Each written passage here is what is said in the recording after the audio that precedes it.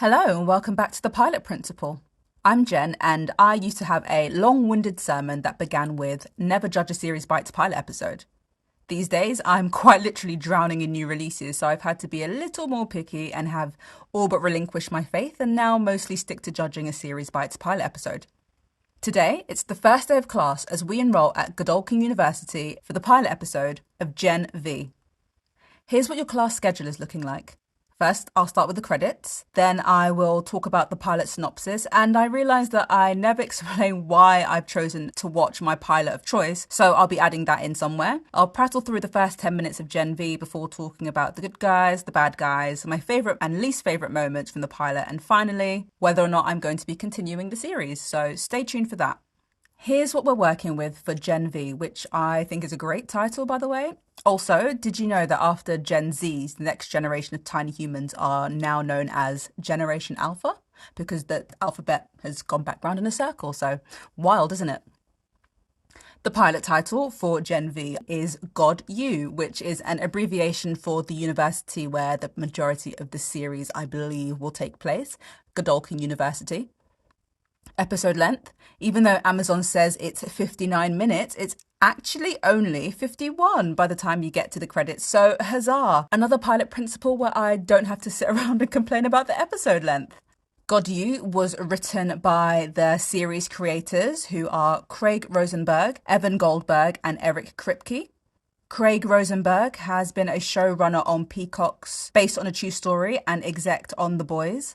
Evan Goldberg is a childhood friend of Seth Rogen, and Seth Rogen is also an executive producer for Gen V, which is interesting. Evan has written Superbad, Pineapple Express, The Watch, This Is the End, and has exec The Boys, Invincible, and Pam and Tommy. And finally, Eric Kripke. He is the OG creator / showrunner for the CW series Supernatural. He also wrote and created Revolution, which is a 2-series post-apocalyptic drama that was personally I found terrible. But it was one of those hate watches I used to enjoy doing. And every now and then I still reference Revolution every time my phone or laptop dies. Kripke also created the 2-series program Timeless and of course developed The Boys with the boys mentioned before, Craig Rosenberg and Evan Goldberg. GodU was directed by Nelson Cragg, who hasn't done a lot as a director and debuted with an episode of American Horror Story Roanoke. He's also directed the assassination of Gianni Versace, American Crime Story, as well as an episode of Pose and Ratched. On to the cast list, and this is quite an interesting cast list because everybody's so young, there's just not a lot to say about them, but we move. Firstly, we have Jazz Sinclair as Marie Moreau. She has been on an episode of Eric Kripke's Revolution back in the day. She was also in The Vampire Diaries, which I don't really recall as I lost track somewhere around one of the upteen times that Bonnie came back to life. And Jazz Sinclair also had a main role in Netflix's Chilling Adventures of Sabrina. Next, we have Lizzie Broadway, who stars as roommate Emma Myers. This is her first main role, but she has done episodes of general American television, such as The Rookie, Chicago PD, NCIS, and Bones. Do you know what? I never finished Bones. I think I got 100 episodes in, but then I just stopped. It's one of those programs that I used to eat with dinner, which sounds really grim. But I'm not going to lie, it takes a lot to put me off my food. The next set of cast members, we have the cool kids. First of all, we've got Patrick Schwarzenegger, who plays Luke Riordan. Yes, he is the son of Arnold Schwarzenegger and Maria Shriver and has been in Midnight Sun, Moxie, Scream Queens, and The Terminal List. I really enjoyed the first, series or 2 series of Scream Queens. That was really fun television. Next, we've got Chance Perdomo, who plays Andre Anderson. He's been in the After trilogy, not to be confused with Ethan Hawke's Before trilogy.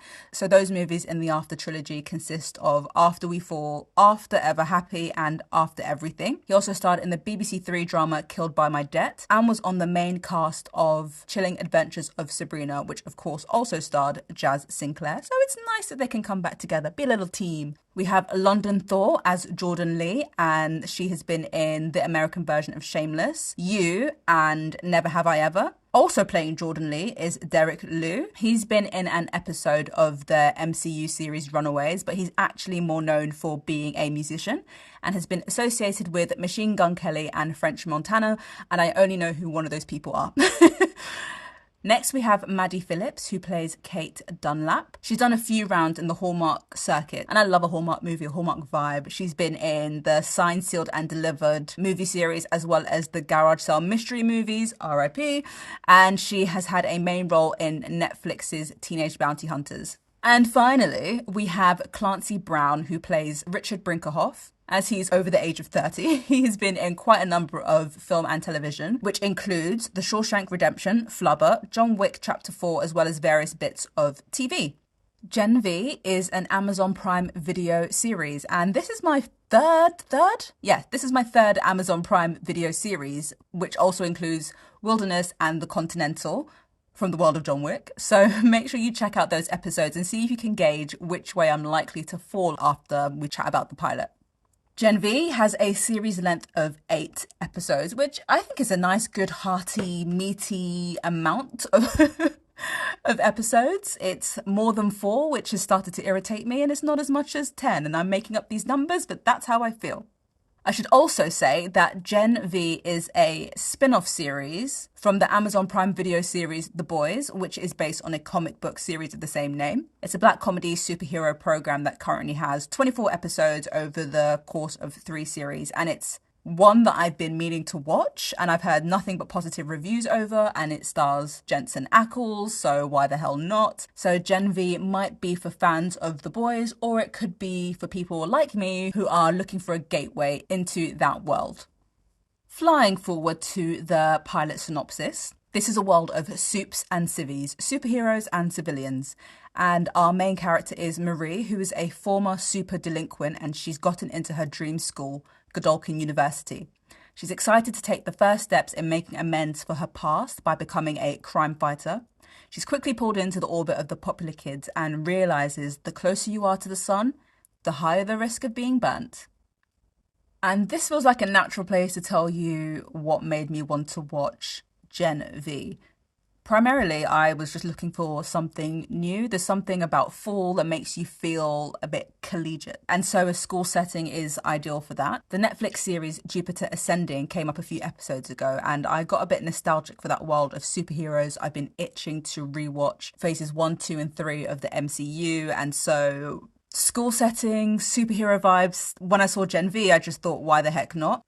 Now, something about me is that I'm typically not into teenagers.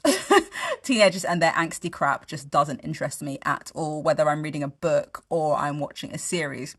That is, unless they've got another hook to it. So yes, it's about teenagers, but it's also about a mystery, and it's also about superheroes, and it's 18 rated, it's not PG-13. So all of this together made Gen V as a package more appealing to me.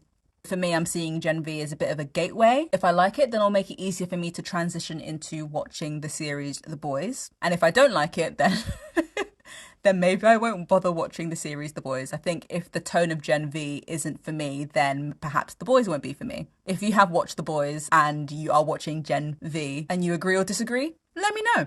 Finally, Jazz Sinclair is a female black lead, which is a rarity, and that's mostly what cinched it for me and convinced me to take a chance and enroll at Gen V.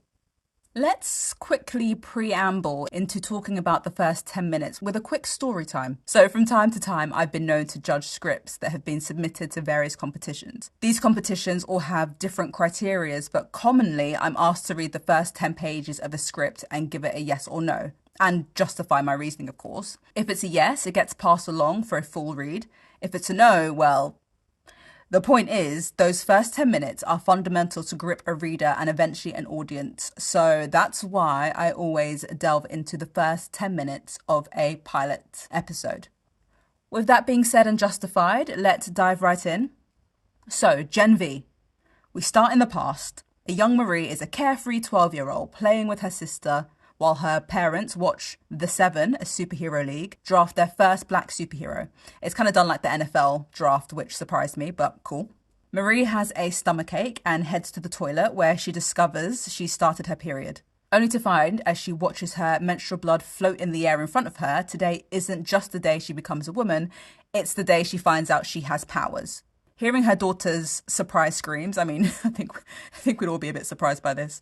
Marie's mother bursts into the toilet and Marie's floating period slits her throat. Then, when her father comes to investigate, Marie somehow blows him to smithereens and blood rains down everywhere. And if you think that's the first 10 minutes, you're severely mistaken, people. That's only the first 3, and my jaw was dropped for about 1 minute of those 3. We then zoom forward 8 years to what seems to be a juvenile detention facility for people with powers, where we find Marie waiting to hear if she's destined to be sent to an adult facility for criminals, or if her admission into the prestigious Godolphin University has been accepted. Thankfully for her, it's the latter, and off she goes. We, the audience, are introduced to Godolphin University and a few of its rising stars through a glossy admissions video before we cut to the real Godolphin University. And that is our intro, which clocks in at a beautiful 9 minutes and 6 seconds. As I am sure you guessed from the extensive cast list, Gen V is an ensemble program, but even in those, you have a clear lead. And for us, that is, of course, Marie Moreau. She is the teenager responsible for committing parenticide in the first 3 minutes. And she is learning to adjust to quote unquote normal life and is realizing that being a super in the real world is about more than just talent. It's about likes and followers and TV appearances and having a hearty social media presence, none of which she has. Now, Marie isn't at Godolphin University to make friends, but of course, what kid who's been shut up and shut away for the last 6 years wouldn't dare to hope that they can change their luck and make a few mates? Marie is the Gus character. She's the new kid on the block and she doesn't even have a phone, Lord Jesus. So is learning everything from scratch and is being guided by those around her, primarily her roommate, Emma. Now, the quote-unquote Gus character isn't an industry term. It's something I made up based on the Recess character, Gus Griswold, who was new to 3rd Street School and was taken under the wing of TJ, Detweiler and the gang. He, ergo we, never knew any of the rules of the playground, so had to constantly have things explained to us through Gus. The Gus character is always asking the questions that we would ask, and it's a really organic way for the audience to be introduced to the normal way of life without it feeling so staged. Next, we have Marie's roommate, Emma. On the outside, she's got a fiery personality, but she's struggling with the hateful comments she gets online for her YouTube videos. Emma has the ability to shrink and grow, but it's not as easy as snapping her fingers. It's a physical and mentally taxing, but she keeps all of that pain to herself. Emma is the one who really encourages Marie to live her best life and take a chance and make some friends. Now, moving on to the popular kids, we have Luke, aka Golden Boy. He is another one who is acting like everything in his life is a-okay, but he's having strange dreams and hearing voices. He's got pyrokinesis, which is fire powers, and his personality type is chosen one who seems to want more than the red carpet life laid out in front of them. Part of the cool kid entourage is Andre, who is Luke's best friend, and is what I would call a wealthy slacker. If Luke is Nate, then Andre is Chuck Bass. It sounds like his dad is a big deal and he wants to be nowhere near that shadow. Andre invites Marie to hang out with him and his friends and has the power of magnetic manipulation. Jordan is the Blair of the group, and I don't know why I'm doing Gossip Girl references, but here we are. They work really hard, but they are mostly overlooked. And at Godolphin University, they have class rankings, and Jordan is constantly second in class under Luke, who is always number 1. Jordan is also Professor Brinkerhoff's teaching assistant, and they are responsible for Marie not getting into his Crime Fighter 101 class. They have the ability to gender shift. So when the female version of Jordan is present, they have the ability to fire energy blasts. And when the male version of Jordan is present, he has the ability of being invulnerable. Finally, we have Kate, aka the prom queen, aka Luke's girlfriend. And we don't get too much of her in the pilot episode. She has the power of mind control when she makes physical contact, and she's blonde. I wouldn't quite call her the Serena though, which is probably a compliment to Kate. Now, that was the list of, I don't want to call them all protagonists. I'd say Marie Moreau is the central protagonist, but the rest of them form, for now, part of that collective. if I had to peg anyone as the antagonist, it would be Professor Brinkerhoff. In a world of teenagers, it's always the adult. However, I don't know if it's fully fair to call him the big bad because his main crime is being guilty of being a pretentious white man protecting his own interests and bullying a woman a quarter his age. So I don't think oppression is the theme of this series. I will also say that Professor Brinkerhoff holds some sort of secret about Luke, and when Luke finds out, well, let's just say things go from 0 to 100 degrees real quick. So for now, from the pilot episode, that's who I would peg as the quote-unquote, I don't know, I keep quoting everything today, quote-unquote antagonist. There weren't any solid bars for me in this pilot episode, and by that I mean favourite lines, but I did have a couple of favourite moments. I mean, to be honest, it was all insane. The opening was fantastic, where Marie accidentally kills everybody she loves, because I did not see that coming. There is a part, though, where Marie thinks she's going to get praised for her actions, but instead the professor kicks her out of the university as a sacrificial lamb. And it really went to show that this program is going to be full of the unexpected. If you think it's going to go left, it's going to go backwards, you know? If you think it's going to go right, it's going to go right. You didn't think I was going to say that, did you? So that's what I'm getting from Gen V, and that's really exciting. Flipping the coin to what I didn't like in God You, the pilot episode of Gen V, it's less of a dislike and more of an interesting realization. And as I mentioned, I rarely watch things with teenagers unless it's an unfortunate side effect, say of a show about superheroes or a band of merry thieves, or it's a magical world where they're trying to overthrow a fey queen or whatever. Which I'm glad for, because in the real world, teenagers haven't changed. You still have the prom king and queen, the new girl, the quirky best friend, the hot guy, his mean blonde girlfriend, the distrustful/jealous bestie, and the adorable slacker. The only difference is that they throw F-bombs all over the place. Sure, it's modern, but at its core, it's the same boring crap. It's comforting to some extent because, of course, certain genres have rules that shouldn't be broken, but blimey, it can also be a bit of a snooze fest.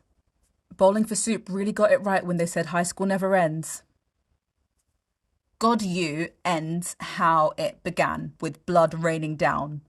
There have been 2 deaths at Godolphin University and a whole lot of questions left unanswered. In terms of the serial arc, I wonder how's the semester going to go, because I doubt it will be a full academic year over the course of 8 episodes. Will Marie become a crime fighter or an influencing crime fighter? We come across a runaway in the episode. Who is he? Why is he important? Where has he run away from and where have they taken him back to? And what will the Scooby-Doo gang discover about the oppressive Professor Brinkerhoff? But those questions are all part of the big picture. So scaling it down to the questions that determine whether or not I let that timer count all the way down and continue on to episode 2. Marie has a sister. Like, what's happened to Marie's sister these past 8 years? What will be the fallout of Luke's actions at the end of the episode? And what did Luke whisper to Andre at the end of the episode? So those are the questions that would steer me towards considering watching the second episode. Which leads me on to the big question. Will I be continuing with Gen V? Pause for dramatic effect? Yes, I will. It's such a bloody odd show, no pun intended. I was lost for a lot of it, but a fun kind of lost where you're sort of stumbling through the dark, discovering your way, picking up clues as you go. It was quite trippy with some of the weird modern references.